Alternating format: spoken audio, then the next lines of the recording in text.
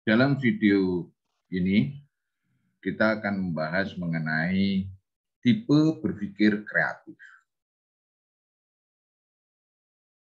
Menurut psikolog terkenal, Edward de Bono, yang terkenal dengan karya-karyanya yang terkait dengan berpikir kreatif, mengatakan bahwa kreativitas menyangkut pemecahan pola yang sudah ada, agar bisa melihat sesuatu itu dari sudut pandang yang berbeda. Nah, yang dimaksud dengan berbagai cara itu apa? Nah, ada 7 cara berpikir.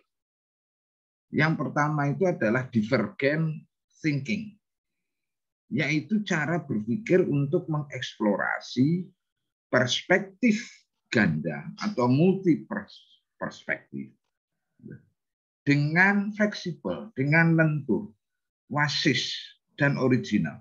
Atau kalau dalam bahasa Inggrisnya itu flexibility, fluency, dan originality. Untuk menemukan suatu solusi terhadap masalah tertentu. Dengan kata lain, cara berpikir yang meluas. Yang meluas. Nah, cara yang kedua itu adalah dengan cara berpikir lateral. Berpikir lateral itu juga cara untuk mengeksplorasi ide-ide baru dengan cara yang berpikir meluas juga. Berpikir di luar kotak, out of the box. Jadi jangan tergantung kepada pola-pola berpikir yang fix, yang harus seperti ini, yang harus seperti ini, yang harus seperti ini. Tapi lebih bebas. Nah, dengan demikian kita bisa menghindari dari cara penyelesaian yang klise, yang begini-begitu saja. Tipe berpikir yang ketiga itu adalah aesthetic thinking. Berpikir secara visual, secara ruang, dengan menggunakan struktur, warna, komposisi. Jadi komposisinya bisa ditaruh di sini, ditaruh di sini, ditaruh di sini. Warnanya juga menggunakan berbagai warna-warna yang lain. Demikian juga strukturnya, ada yang bulat, ada yang kotak, ada yang prisma, untuk mencapai satu keindahan estetika. Nah, ini adalah cara berpikir yang didasarkan kepada berpikir estetik. Cara berpikir yang keempat untuk mengembangkan berpikir kreatif itu adalah dengan system thinking, yaitu mengidentifikasikan hubungan antara sesuatu dengan pandangan terhadap sesuatu. Jadi cara berpikirnya itu tidak sistemik, tetapi dengan menggabungkan berbagai sistem. Mengapa? Karena dari perspektif 360 derajat. 360 derajat itu dari berbagai perspektif. Bisa dari sini, bisa dari sini, bisa dari sini, bisa dari sini. Nah, misalnya dari berpikirnya dari sistem stakeholder itu sudah berapa pandangannya. Belum dari sistem yang lain. Nah, gabungan inilah yang bisa mengembangkan, ini yang disebut system thinking, yang bisa mengembangkan cara berpikir yang kreatif. Cara berpikir yang kelima itu adalah yang disebut inspirational thinking. Jadi orang kadang-kadang terinspirasi oleh percikan, oleh satu kondisi, oleh satu momen dari pribadi-pribadi orang yang hebat, atau dari insight cara berpikir. Contoh misalnya, Steve Jobs itu dia untuk supaya kita itu terus berpikir kreatif, maka kata-kata dia yang terinspirasi itu adalah stay hungry, stay foolish. Jadi tetap lapar, tetap nyentrik, tetap gendeng lah kasarannya. Nah, karena kenyang itu membuat bodoh, kenyang itu membuat kita nyaman dengan keadaannya. Dan ini yang menghambat kreativitas. Saya sangat terinspirasi itu dengan cara berpikir yang lain. Sedangkan yang keenam itu adalah cara berpikir abstrak. Cara berpikir abstrak ini adalah berpikir dalam terminologi objek ataupun prinsip ataupun pengalaman yang tidak berbentuk fisik atau tidak berbentuk dari materi yang ada. Entah itu objeknya atau prinsipnya atau pengalamannya kita, boleh jadi kita tidak kenal sebelumnya. Itu merupakan satu terobosan. Jadi cara berpikir kita itu sangat merdeka. Nah, yang ketujuh ini terutama sangat dikenal ini untuk para inovator ataupun para para entrepreneurs yang disebut design thinking, cara berpikir desain. Ini menerapkan strategi penyelesaian masalah dan pengambilan keputusan atas dasar proses desainnya.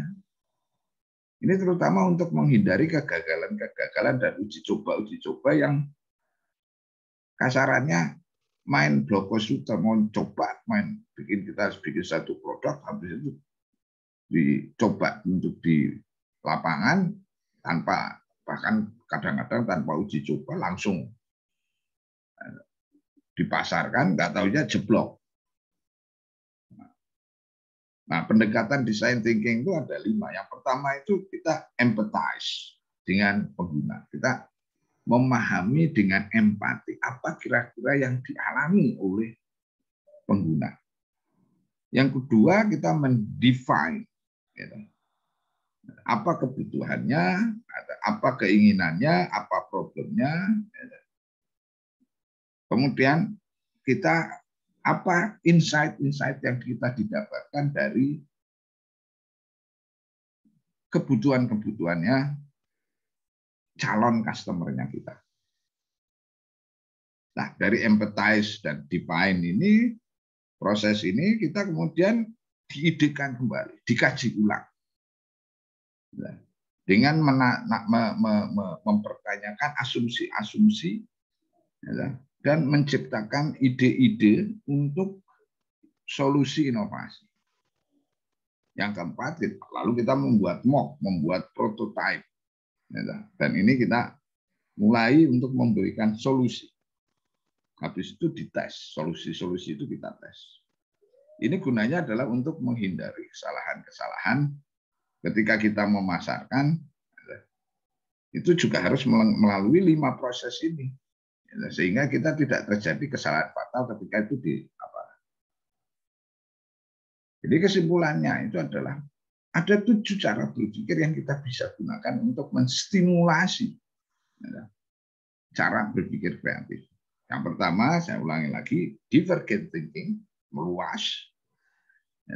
Lateral thinking secara horizontal, meluas juga. Yang ketiga kita, aesthetic thinking, berdasarkan estetika seni, yang tidak mengenal ruang dan waktu, atau ruang dan waktunya kita kutik-kutik sedemikian rupa. Kemudian system thinking, inspirational thinking, abstract thinking, dan design thinking. 7 inilah yang bisa membuat kita lebih kreatif lagi.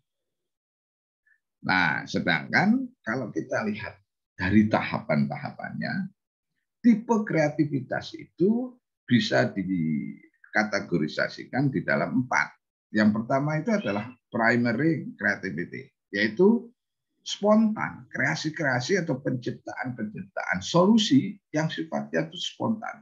Tiba-tiba kluk. Secara spontan, oh caranya kayak gini. Ini adalah primary creativity.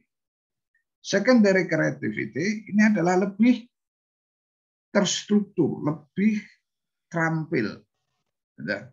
Misalnya kita menggunakan berbagai alat untuk menstimulasi kreativitas. Yang saya sampaikan kemarin ada lebih dari 200 alat. Misalnya dengan menggunakan Scamper, dengan menggunakan brainstorming. Dari aplikasi-aplikasi ini timbul ide-ide dan insight untuk menemukan suatu solusi. Ini yang disebut secondary creativity. Lalu yang ketiga ini adalah technical creativity. Ini ditujukan untuk menemukan perbaikan-perbaikan dalam proses. Nah, oh, enaknya kalau ini kayak gini atau diperbaiki bentuknya seperti ini akan jadi lebih cepat, akan jadi lebih baik, akan jadi lebih kuat. Oh, ini kalau diperbaiki bahannya atau metalnya akan terjadi kayak gitu. Jadi secara teknis kreativitas kita itu berkembang berdasarkan pengalaman-pengalamannya kita. Misalnya ini adalah kayak misalnya tukang yang ahli itu pasti dia menemukan hal-hal yang simple tetapi kemudian mempermudah pekerjaannya. Lalu yang keempat adalah inventive creativity. Ini ditujukan untuk bagaimana membuat ataupun menciptakan satu kombinasi dari berbagai bahan yang kita miliki ataupun yang sudah kita kenal. Nah, ini contohnya misalnya di dalam masakan gitu ya. Atau chef gitu ya, chef. Sesudah dia lihat, oh ternyata makanan Padang itu kalau dibandingkan dengan makanan Maluku itu berbeda. Nah, bagaimana kalau kita ingredient ini atau bumbu ini ditambahkan ke bumbu ini, atau dengan makanan Bali harus menentukan harus membuat berdasarkan dengan hampir semua rempah yang kita miliki. Jadi rempah-rempahnya itu komplit. Ini adalah inventive kreatif. Ya. Jadi saya ulangi kesimpulannya, kalau kita lihat tipe kreativitas berdasarkan sekuensi waktu, maka primary creativity, ada secondary creativity, ada technical creativity, dan ada inventive creativity. Ini kita kategorisasi berdasarkan dari tahapan penemuannya ataupun pengalaman-pengalamannya. Demikian dalam video ini, mudah-mudahan dengan demikian kita bisa mengembangkan kreativitasnya kita. Terima kasih.